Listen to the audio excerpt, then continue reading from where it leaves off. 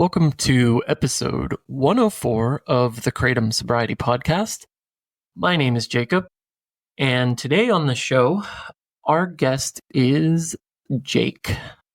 I had the opportunity to chat with Jake a few weeks ago, and it's a great conversation. Jake and I had a lot of similarities in our story, particularly around relapsing. As a result of that, he's gone through the acute several times and had some very good advice or strategies to deal with acute withdrawal, tips and tricks and ways to minimize some of the suffering that I thought were really good.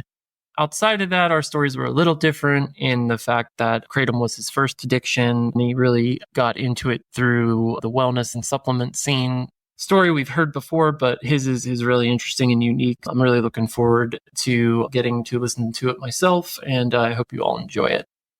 But before we get there, just a couple quick things for our intro today. So the first is, it's a couple days after Thanksgiving in the United States, and there's a good tradition, at least in my opinion, of giving thanks and showing some gratitude on behalf of the whole team here at the Kratom Sobriety Podcast, our co-hosts, our editor, our social media team, everybody. It's all volunteers. Very grateful for all of our full volunteer staff here. And we're all here grateful for you, our listeners. Without you, podcast wouldn't really exist. And you guys keep us all going every week through the messages that you share and the stories that we get to hear of how the podcast has helped you with maintaining or achieving sobriety, or how it's helped the family members. Just want to say thanks. It's been really great to get to share and get to talk to you all each week and get to interview a lot of people. It helps me, and I'm just very grateful for that. So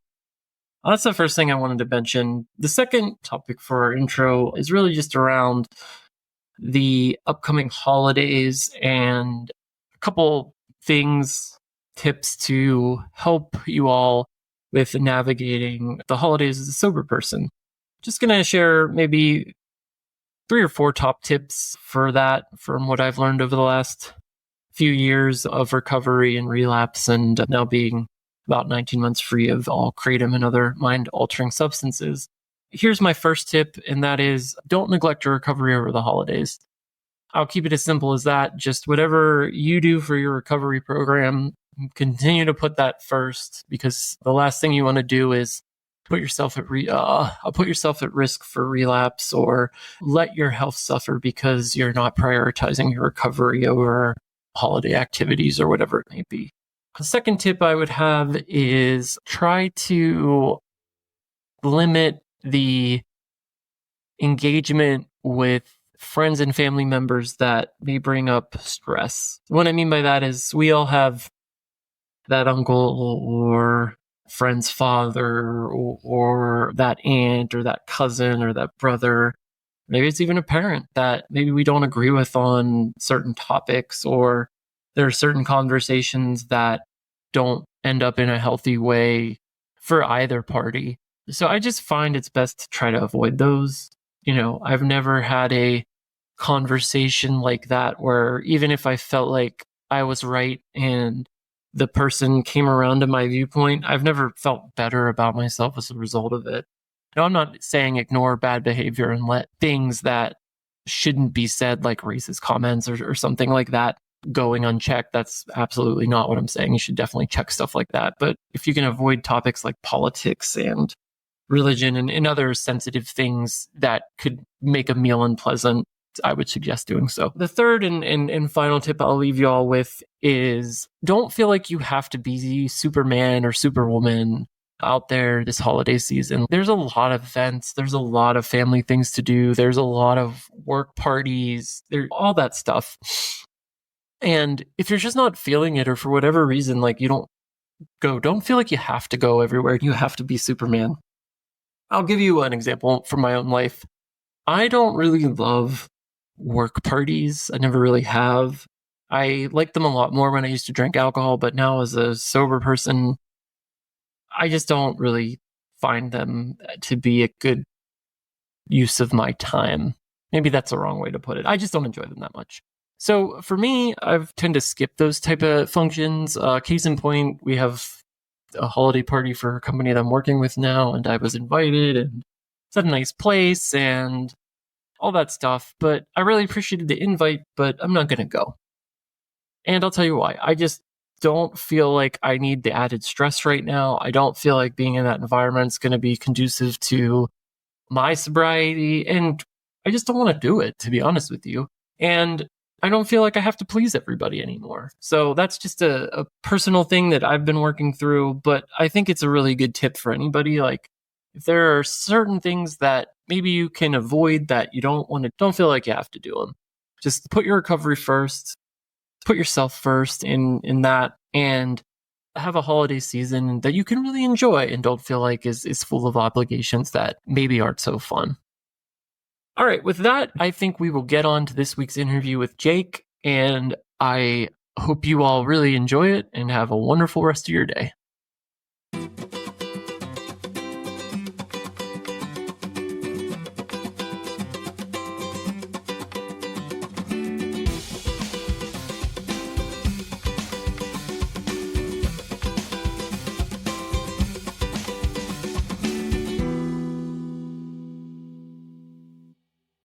Hello, Kratom Quitters. Welcome to the Kratom Sobriety Podcast. This is Jacob. Today on the podcast, we've got Jake. Jake, how are you tonight? I'm doing good, man. We have two Jakes together. Two Jakes together, yeah, that's true. Jake, how would you introduce yourself to someone you met on the street? Things like age, profession, you have a family, anything you want to share with the audience. Yeah, you got it. I'm 44 years old.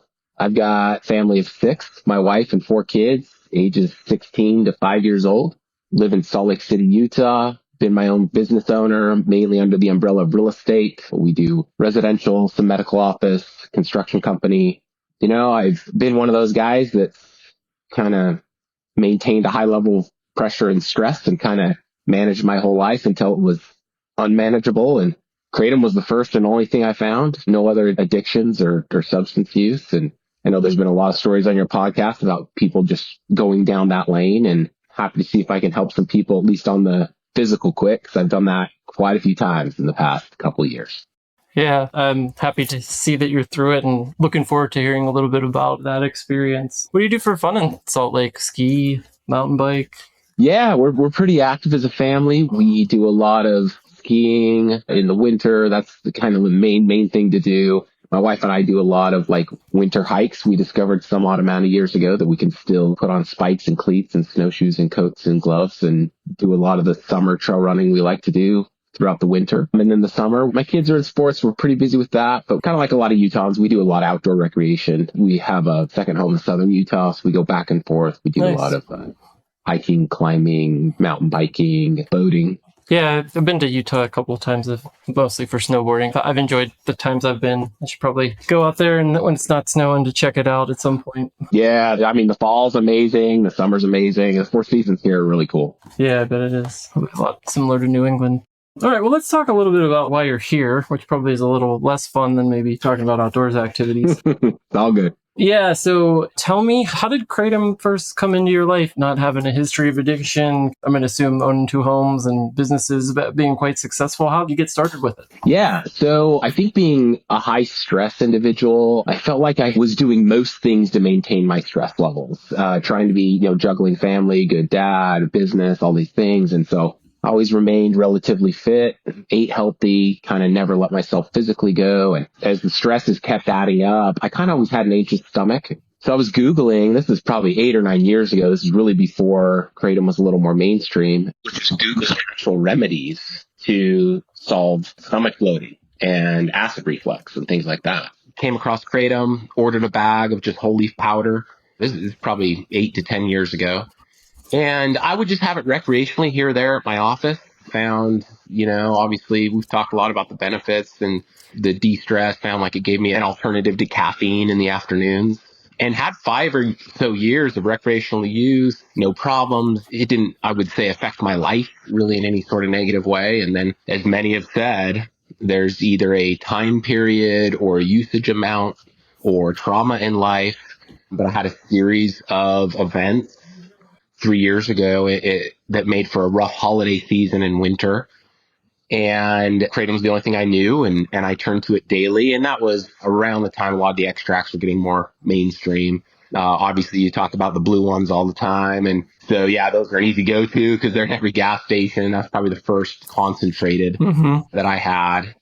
And pretty quickly, I slipped into daily use, daily reliance. But back then, I still viewed it as a health supplement. I was ranked at certain points in the CrossFit world. I was the top 100 Spartan athlete. And so I was always buying different supplements. And I still viewed Kratom as that. Oh, wow. Until some odd amount of months later, after daily use, I said, just in my own head, no one said anything. I decided, hey, I probably ought to just stop this. And in my mind, I was relating it to like a caffeine fast. And yeah, man, when I went to do that, I didn't know what withdrawals were like. I'd never experienced withdrawals of anything. And it was much tougher than expected. And that first, I'm not even going to say quit because I didn't stick with it, but that first abstaining really exposed where I was at with it and let the cat out of the bag with my wife and family and, employees and kind of, that's when it turned on me and everything changed from there. So you went like 5 years by my count of recreational use, no problems. That's interesting. I haven't ever talked to anybody that's been able to kind of do that. It seems like you had the stressful period and you think the stress is kind of what pushed you into relying on it, but then you got trapped like everybody else. Let's kind of keep going then. What was your first quit like, and how long were you able to kind of abstain for? Yeah, so my first quit 3 years ago, that first time not knowing what I was getting into, I just woke up on a Monday and said, I'm not going to have it.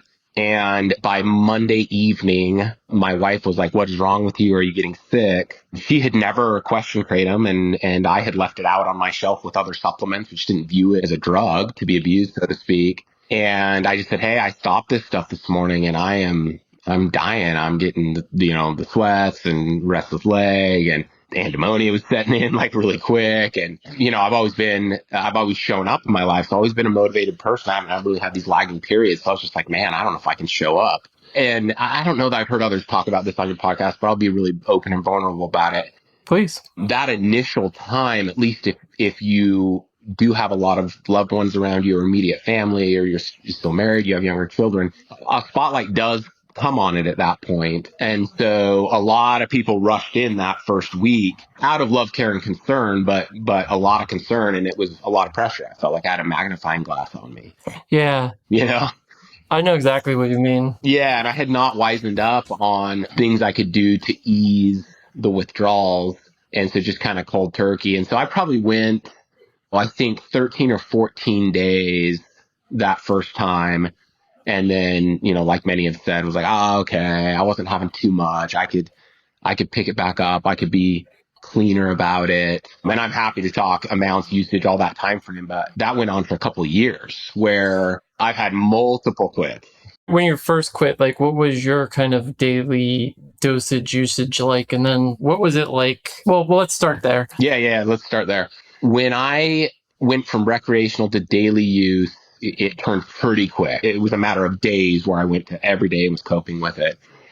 Luckily, I did start hearing some of the dangers and was talking to a few other people. And so I pretty much switched from powder to extracts at that point.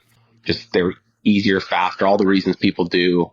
Well, they're more fun. And at my peak usage, I was probably 3 extracts a day, and then really kind of scared myself when I was having to wake up at night and would have, panic attack or anxiety in the chest. And the only way to go back to sleep was to have another half of the blue bottles, what I would typically do. And that went on for probably 3 or 4 months. And I had to have a lot of discipline to not increase during that time frame. I had friends that were introduced to it during the same time frame that at that point were at a case a day and things like that. Oh, wow. A case of death. Wow. Okay. Yeah. And so I was kind of like watching their symptoms, and I was kind of towing that line, at least in my head, of I'm having too much, but I'm not having the physical symptoms, at least from a body standpoint, that others are starting to complain about at a little more usage. And I was, for me, at least the health and fitness discipline level I maintain, my body kind of told me no more. Yet that was kind of the trick of the drug, because you think that, and then as soon as you go to stop, you're like, oh no, this is actually wreaking havoc on my body. Yeah. There's a couple of things you said too in a couple of the past questions that you answered. Like I think everybody sees, oh, the family's there, they're here to help. And it's like you got so much support, but we don't often talk about the other side of it, which is, yeah, then you've got the magnifying glass on you. I remember distinctly, first time I got physically dependent on a drug was when I was in my early 20s, and it's an opiate. I remember I was home from college because I was in between jobs before moving to New York City, and I ended up detoxing. And by day 2, my mom could tell I was, sick as hell. And she was a nurse too. So like you said, like the magnifying glass was there. What's wrong with you? You just got done with college. I thought we were done with this shit. So yeah, while you have that support, it's great. It could sometimes also be tough to deal with. Yeah. Yeah. Yeah. I feel like that's something we don't address enough in sobriety meetings, at least with the stuff I'm connected in. And I'm not ashamed to say it. I am extremely grateful that I have loved ones around me, and that in certain ways, the path I took didn't quite yet get grave enough to really ruin some of those situations, or relationships, or my business. In the same vein, holding it together is the part we often don't talk about. And it takes an insane amount of discipline, and nobody's above it. Yeah. It's a double-edged sword to have that greater sphere of influence around you, but then people going, okay, well then, why did you go back to it? Or, what's today like? Or, now you're coming home and they're looking directly in your pupils and trying to see if they're dilated. And it's not for the faint of heart. It comes with a lot of pressure and commitment. Oh, yeah, for sure. Yeah, it's definitely not for the faint of heart. It's filled with a lot of trials and tribulations too. All right, so let's get back to your story a little bit. You relapsed after 14 days, and you were essentially taking about 3 extracts a day. Where did it go from there? How long were you in that kind of relapse and quitting cycle, and how many times did you go through it before you kind of finally were able to kick? Yep. So it was a couple years. Okay. I've done that, so I really... Yeah. And I never would have thought that. And the 2 years ago is a little vague to me, but I can be very specific about the past 12 months. So in the last 12 months, I've quit 6 times. And I've been between a week and 31 days in all 6 of those quits, somewhere between there. So I feel at this point, I have a lot of good advice around the physical quit, like getting over the hump, the initial 72 hours. I wouldn't say there's a way to perfect that, but I'm actually right now down in my home in southern Utah with a good friend that I knew was struggling. And I've been kind of peppering him for a month saying, hey, you got to get away from your wife and kids, and I'll help you. And we're on the 2nd day of his quit while we're down there right now, while I'm talking to you. Oh, wow. So you've got your buddy in the home while you're doing this podcast, withdrawn from Kratom in the other room. That's heavy. That's great, though. Good for you, man. Wow, that's a real friend right there. Yeah. And, he's a savvy, successful guy. I mean, he was even surprised when we got here and I laid out everything on the counter and was like, okay, here's our schedule. Here's what you're going to take. Here's, and, we can get back to my story and timeline, but I'll throw a few of those things in. What I've been doing with him the last 48 hours, keeping busy, really, if you can just sweat, and that's exercise, sauna, anything like that. Sweat will really help it move through your system. My wife does wellness IVs, so I'll do NAD, glutathione, like at least in those initial 24, 48 to 72 hours, anything you can do like that. And I don't just say pick one thing and go do it, 'cause you're going to feel so miserable. I would say you power pack a day or 2 and give yourself every chance of getting over that hump. And for us, the last 48 hours, that's looked like yoga in the morning. Then we went straight to a sauna cold plunge place that also did red light therapy. Then ate a pretty clean, like vegan lunch, kind of cleaned your bowels and things like that. Supplementing with a lot of the stuff. Oh, I'm blanking his name, but he was on your guys' podcast 4 or 5 weeks ago, and he did the 50 Matt? kit. Yeah, Matt. Yeah. So I've been in touch with Matt. Oh, cool. He actually sent me a second. So I got a kit from him on the original 50, and then he sent me a second one so I could bring it down here with my buddy. I think he's got that supplementation regimen dialed. I have compared that to Quick K, because I've used Quick K as well. Both great products. I'd recommend both. I would tell listeners that Matt's got me a little more over those hours and moments where you're just counting the minutes, you know? Yeah, I know. Yeah, I've been there. That's cool. Yeah, that's testimonial from Jake, not from the podcast, but we've had both Matt and Emily on, and we get some feedback about the cost and a few other things. But I think for not having to buy all the supplements yourself, it's a good deal. Both of them are for sure. Wave, yeah, excellent. And you just want to give yourself every chance, you know? And I've heard so many say this, but I'll reiterate it for anyone listening. With Kratom still in your system, you're going to tell yourself you can start tomorrow, or you'll stay disciplined and you can do all these things. But I would advise you plan out the quit. You commit to that schedule. Maybe you actually have to schedule yourself your yoga class, the exercise, put it all on the calendar, and then maybe a massage in the afternoon, and give yourself that greatest chance. And if you pay and commit and keep that schedule, the next morning, you're not going to feel like doing any of it, even though it's kind of like a spa day. It's going to be hard for you to bring yourself to do it, you know? Yeah, you're hitting on all the big ones. Like exercise is what I found was the best. Like even when you didn't want to do it, if you went for a run, or even if all you could do is walk, it'll help. Like hot baths, or if you can't afford a sauna, just a hot shower is helpful. And then if you could do a massage or something, that would be killer. But eating really well too, if you can keep food down, and making sure you got a lot of liquids and fluids in you is key as well. Back to your kind of story though, and then we can talk a little bit more about quitting and all that. You had the 6 relapses in the last 12 months, with anywhere from 6 to 31 days, give or take, in between them. What was different about the last time, and how were you able to get past that and finally move into a more kind of, I would call it, longer term recovery? And what's different now? Like, what changed? That's a great question. This is a hard one for me to answer. I know what the answer is, and I'll just be straight up about it. In the back of my mind and other quits, I had never officially said I am done. I had these thoughts that, like, I could go back to it. I could do cleanses. I could be more disciplined. I could, the last time that I went back, I just did whole leaf powder and thought, okay, at least I'm not having the extracts, and I wouldn't allow myself over 20 grams in a day, and was like, all right, I can maintain this sweet spot. And I was very regimented on when I dose. Ultimately, when it's in your system, and I guess this would be analogous to any substance, but you're telling yourself one thing and your loved ones around you are just seeing a different. And I can't point to an episode in my life, or at least if my wife was sitting here with me, I don't think she would point to an episode other than that first night of the first quit, when neither of us had ever experienced withdrawals, and she got very scared. She wouldn't point to a very negative episode where I lost it, or a day I didn't show up in my life. And so in a weird way, that allowed me to justify it and, like, keep it going. I'm juggling everything. It's all working out. I'm not sacrificing my business. I'm not sacrificing my family. I show up to everything. So in the back of my mind, on every quit, there was that.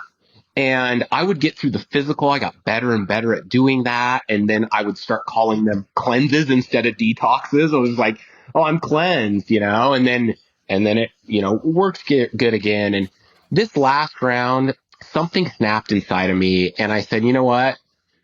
I am not okay with me anymore. I'm just not. And I haven't gone long enough to fully relieve myself of anhedonia. I know how I was before, and yes, I was a stress case, but I had different coping mechanisms.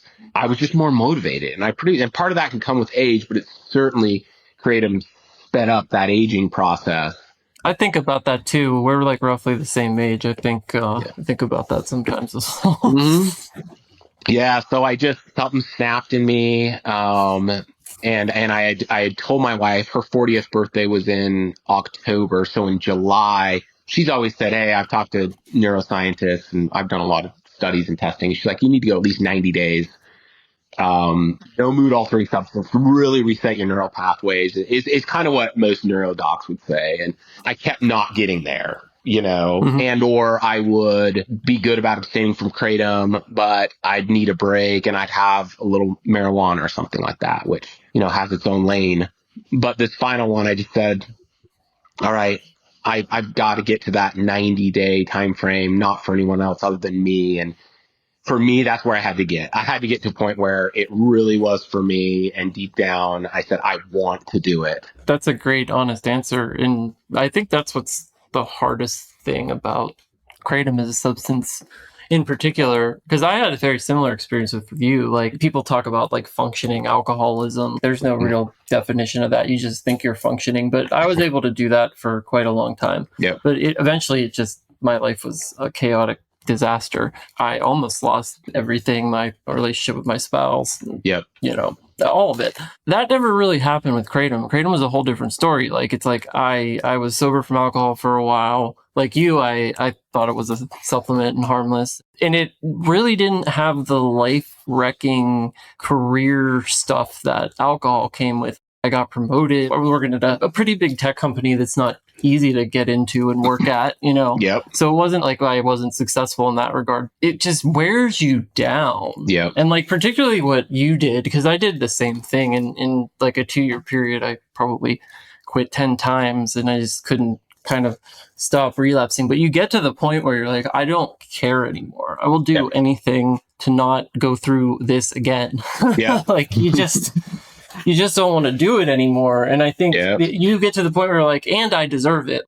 Yeah, maybe I'll be a little more stressed, or I won't have whatever release I get from whatever this is still doing, which isn't much at the end from my experience. Yeah.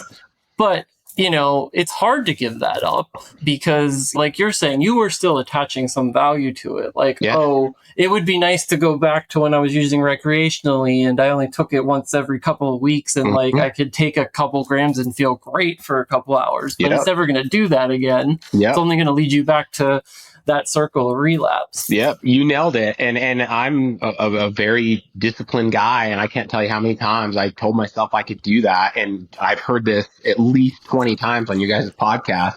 You're going to shoot right back up to your amount. I didn't necessarily follow that verbatim. I was able to kick the extracts, and I was able to do a few tapering schedules. But regardless of all that, it still doesn't matter. You go back until you make that ultimate decision. And it does.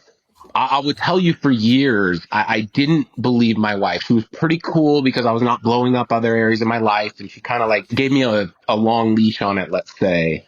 I'm a very logical person, so I would justify actions. I would say I'm maintaining all this stuff. And yet, the more time that goes by, you start getting more and more in Disneyland in your head. And I'm thinking it's going down one way. But to get a little hippie on you for a minute, you are slowly detaching your energy's getting off your if you want to call it your spirit or your life force or whatever, you're slowly detaching, even though Kratom may not have the aggressive effects that alcohol could have if that was your addiction. Regardless, the thought of needing the substance that go from recreational, maybe once a week on the weekend I'll have this, to a daily or hourly, how am I going to dose? How am I going to bring it? What am I going to do? Whatever people's format is, you slide into that, and we are what we think. And as that starts taking over your thoughts, even if you are looking out peripherally and you think your life's in order, your energy is in chaos. And things just stopped coming to me as easily as they had before in the prior 17 years of my career and my family. I mean, I'm just talking monetary. I'm talking everything. Yeah. Then everything just started to seem like it was a lot of effort to do. And yet you originally started taking the substance to release that stress of the effort, right? Yeah. So backfires on you. It's like you're on autopilot for 90% of the time, and then the other 10% of the time is chaos and confusion because you have to try to fill in all the holes that you missed because you're on autopilot. Like, I was realizing this a couple weeks ago when I was thinking about a TV show, and I was talking to my wife about this, and she was like, we watched that. I was like, oh, I know we watched it, but I don't remember. Like, I know the plot arc, and like I could tell you like the characters' names, but I don't remember all the ins and outs of it like I should if I would have watched it when I was sober. You know what I mean? Yeah. The way I look at Kratom versus other drugs is it's all the same kind of destination. It's just like, what train do you pick? If you get on the fentanyl train, you're going pretty fast and you're going to hit a wall probably before you get to the destination. Kratom, it seems like for a lot of people, you could spend a lot of time on that train and go off course. And, it's just, it's one of those things where it's a lot more insidious than it appears at first glance. Yeah. That's a great word. So during my quits in the last year, and I have no other experience with plant-based medicines other than some marijuana. And I also never touched a substance until my late 30s. And so I kind of have a different perspective. Okay. So yeah, like not even alcohol or anything? Nope, nothing. Oh, wow. That's crazy. I was, being from Utah, Mormon background, LDS. That makes a little more sense. Yeah. Yeah. So when I initially tried it, I'm not going to lie, my few initial recreational usages were not only, let's say, stress relieving and fun, but they were actually very eye opening. The first time I tried marijuana, it's like made me very like present. I was like, wow, I've never been present in my life. And so pretty quickly it got insidious for me because it was more than just fun. I wasn't like college partying. I was like, oh wow, I can have a different introspect. I can drop my ego. I can get down on a different level with my kids. I was telling myself I'd be more present.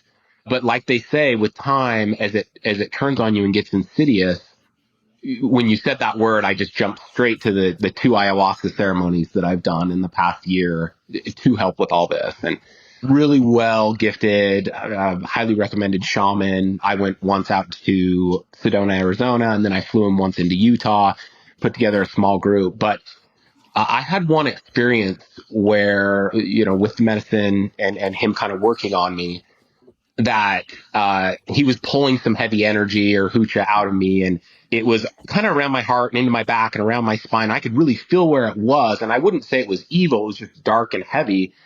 And I came to a pretty factual conclusion that was Kratom. He wasn't pulling the substance out of me, but it was the thoughts and the addiction, if you will. Yeah.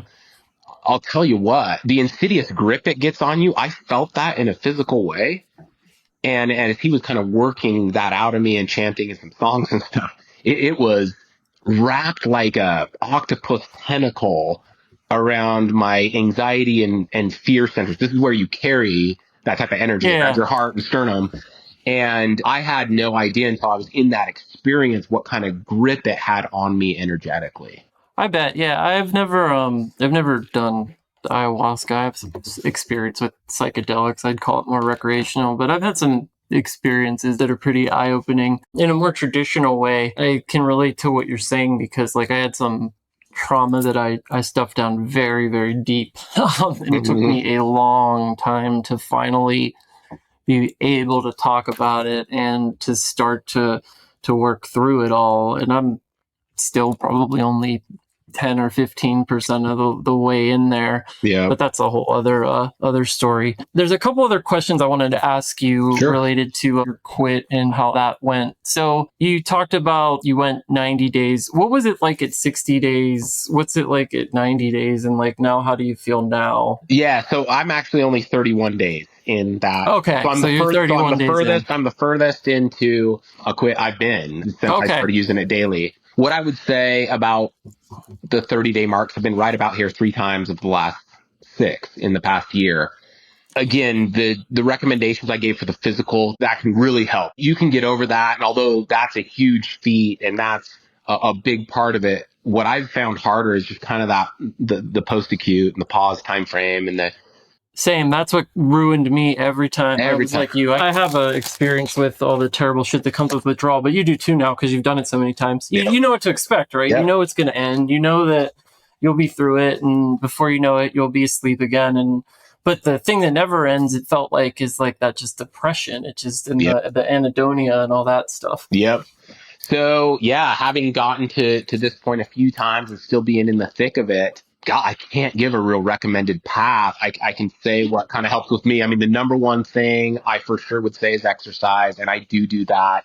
I mean, pretty much 7 days a week. Even if I don't feel like it on the weekend, I'll try to sneak in yoga or a hike. Yeah. Thank heaven for my wife because she's kept me in this routine. But even throughout all my quits, my highest amount of usage, whatever, I was still waking up with her and going to the gym every morning, 5 days a week, unless I was sick or a holiday or something. Wow. Traveling, that's we'll go out and dedication. run. And that saved me. So if you can find it in yourself to do that, that saved me. Maintaining the diet, even if you've got irritable bowel and gut issues and all the things that come along with it, and the detox, the more you can maintain less sugar and relatively healthy diet, go gluten free if you can. Like, I know a lot of these things seem like a huge stretch for people and it's Yeah. difficult, but if you can, it's going to do wonders for your gut flora, which is where those opioid receptors are in your gut that are going to repair faster. The supplements that we already talked about, stay on them. Don't think you're getting, oh, I'm pretty good, and then lapse a few days, because depression and anxiety can creep right back in and hit you hard. And then the one other thing I would say that we didn't bring up, we said the sweating and sauna and all this stuff, but I've been cold plunging a lot lately. At my home in Salt Lake, I've got some barrels I put in a river, and I'll pump in water. And I've always done that to kind of de-swell, and it works great for that. Yeah. But man, I'll tell you, when you're quitting something like this, your energy's in chaos, your vagus nerve is just going nuts. And there is nothing I've found that works better to calm that down. Like, if you know you're going into a night and you're going to have restless leg syndrome, yes, take some supplements, but if you could also end your evening with sauna, cold plunge, or figure out a way to really sweat hard and then get cold and have that contrast a couple times, even if it's your shower to your tub, it's miserable, especially when you're in Yeah. withdrawals. But if you can push yourself to that, and the advice I've gotten, regardless of the temperature or the time you stay in or any of that, is you got to submerge your vagus nerve. So you can't just Hmm. sit in your waist into cold water. You got to go all the way back to the back of your head, and your spine and everything is submerged in the cold. I'm telling you, if you can get there, that has the power to overcome those restlessness, withdrawal symptoms. You'll get some relief, at least falling to sleep. Yeah, I've heard a lot of good things about the cold plunging. I haven't actually done it myself. I'm gonna have to try that someday. So I think you're well covered on, obviously, on the exercise, the diet, the sweating, like all the things you mentioned to help with the detox are great tips. What are you doing, like, from a program perspective? You mentioned some plant medicine. Are you going to meetings? Are you doing any therapy? What's your plan of attack for that? I've had a lot of pressure to go kind of the NA or AA route. There's a little bit of that in my immediate family. Although I have good friends in that, I'm not knocking it at all. For myself, I have fought that all along. And I honestly don't want to define myself as an addict and commit to meetings and start this whole new lane in my lifestyle, although I acknowledge that's extremely life-changing for a lot of people. Yeah. And I've pleaded with my wife to understand this. And I'm like, I'm taking a little more alternative route, trying a little plant-based medicine and ceremony. Yes, I've been in therapy on about a weekly basis or bi-weekly for about a year now, which I had never done prior in my life. I'm working that angle. Again, I've never abused anything else. Once I started using Kratom, I did have marijuana. I did try alcohol for the first time in my life.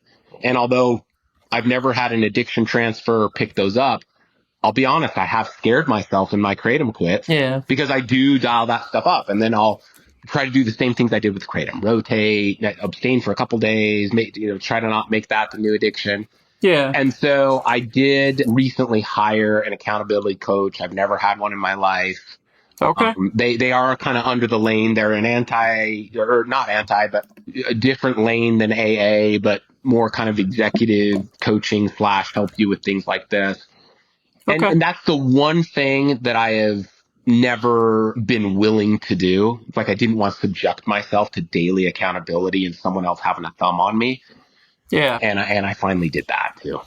Well, yeah, you're making some good changes. There's so many programs out there. My one probably suggestion for you is, as you're getting to, 60, 90 days, is maybe check out one of the Kratom specific meetings, because I think you'll meet a lot of people with a common story. Yeah. Because there's a lot of people in the fitness community that are into this now. We've talked to a couple folks that'll probably have similar stories. I can't remember the gentleman's name, but he had 6 kids between him and his wife. A couple were stepkids.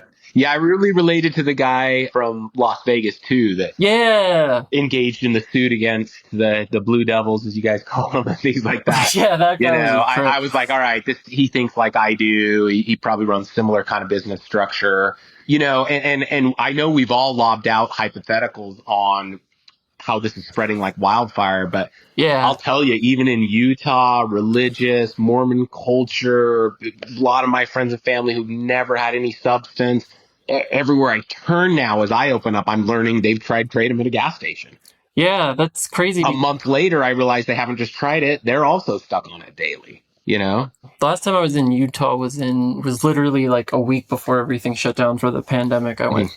on a snowboarding trip. At the time, I was still using Kratom recreationally and not very often, so I wasn't dependent. I didn't bring any. I wasn't really thinking about it, but I don't remember seeing it at gas stations or anything. That being said, I didn't seek it out. So, but Yeah. I know everything's changed in like 4 years. Yeah, So now it is. Now it's everywhere.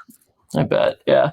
A couple more questions, and then I think we can probably wrap up. You mentioned a lot of really good tips. If you had to pick one, what would be like your top tip if someone came to you and said, "I'm struggling with kratom. I don't know what to do. How do I get off this stuff?" My top tip would be what I'm doing right now with my buddy. And I know I'm stringing a few things together, but it's kind of got to come in a package like this. You got to plan the quit. You can't do what I did that first time and just say, all right, tomorrow I'm waking up and I'm not going to do it. I've never met anybody that can do that. By planning, I just mean whatever that looks like for you, just schedule out the next 48 to 72 hours. That's going to get you through the worst of the physical. And I don't even care what the exercise looks like or what you do. It honestly doesn't matter. Just sweat. Just make sure you move and sweat. You got to get your body doing that. And if that's too miserable, then find out a way to sweat just like in a sauna, even if it's not exercise. And that's way hard in the winter. I get that. I've had quits in the winter. I've had quits in the summer. Like, so, so find a Yeah. way to sweat out your toxins as fast as possible. Anything you can get to get your body kind of moving all that through is going to speed up that initial misery process. And a lot of people, if they can get over that physical hump, they can manage the rest. That's a great tip. Have a plan. Like you said, particularly for the first couple of days, have a plan. Whatever that plan is for you, it's going to be a little bit different for everybody, but make a plan. Because once you make a plan and you make that intention, and then the second thing I always say is tell someone about the plan. Yeah. Then you have accountability. Yeah. Once you make your intention and your plan, even if you're not successful the first time, which most people, just being honest here, aren't, you'll have made that intention and you'll be able to keep going down that path. Yeah, and that's one other thing. I think others have said this, Jacob, but I'll reiterate again because I've done this a lot, and I think if those that have gotten this far into our interview can understand I'm a disciplined guy, and I'll tell you what, that still doesn't make me above it. And so Yep. the other advice I would give, because I was horrible at this, is giving yourself some grace. Like if you listen to your guys' 102, 103 episodes, which I think I've covered most, pretty much everyone has a lapse or a relapse. And you may think you're disciplined. And I was hard on myself. That's kind of just the worst thing you can do. It adds to that depression and anxiety. And then it's the what if. And then it's, oh, I've done this X amount of times. Just set that intention again and go back at it. Yeah, exactly. There's an alcohol focused podcast that I like, that I listen to sometimes. The host is always making it known that you gotta like love yourself, because if you don't, you're not going to be able to get past this demon, because you're not going to be equipped to fight it, because you're going to, not see yourself as strong enough, and you just got to love yourself before you can get over this and really love anybody else, to be honest. Yeah, for sure. Well, maybe a fun question before we wrap up here. So you seem to be a well-traveled guy. If you had ample time, ample cash, where in the world would you travel to and why? Oh, man. Well, I had 4 years ago a really amazing agenda for a 40th birthday with different friends and couples meeting us in Southern Europe, which I've been all over Northern, but not Southern. So Italy, Greece, Spain, Yeah, nice. Portugal. We had different people coming to different spots and some ships we were going to take, and all paid for. And COVID blew all that up. And we were the couple that were saying all the way up until like 10 days before our flight that we would still go. We weren't worried about COVID. And then the European airlines shut down. And so we like physically could not make it. It was just horrible timing. And then, of course, since it was like overseas bookings and all these things, like a lot of it, I didn't get refunded. And I still have some of that paperwork sitting in my locker 4 years later. And so I do look at that from time to time. And I'm like, I got to make that one happen.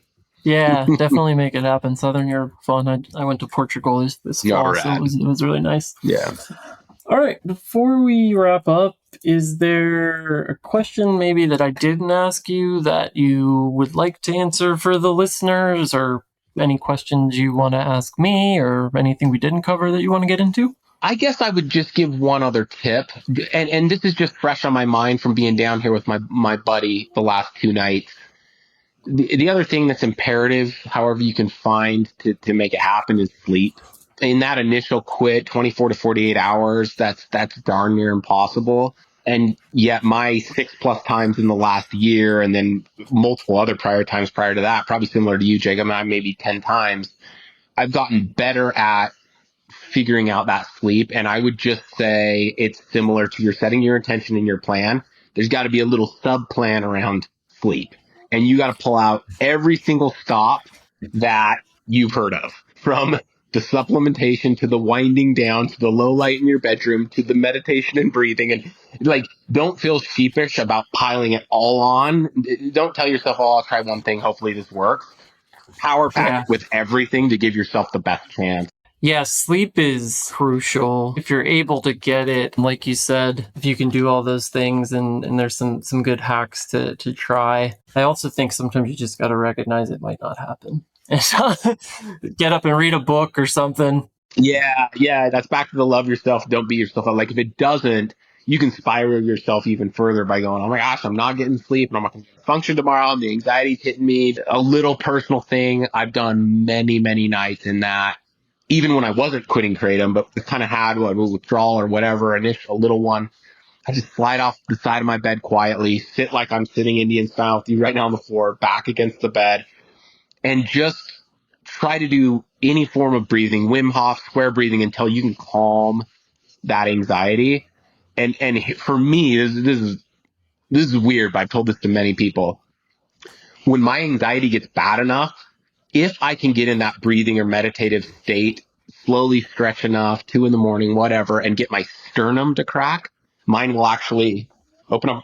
It's an immediate anxiety release. And if I do that, I can get back to sleep. Awesome. Well, lots of really good tips. So, Jake, really want to thank you for spending some time and sitting down with us. I'm sure your story is going to be helpful for a lot of listeners. Yeah, that's awesome that you're helping your buddy, and I'm sure he could probably use your hand. So I'll let you get back to him. Yeah, thanks, man. I'm grateful to be here. Thanks for having me. And anyone listening, feel free to make comments, reach out to me. I'm happy to help in any way I can. Sounds good. Have a wonderful evening. Hey, you too, man. We'll see ya.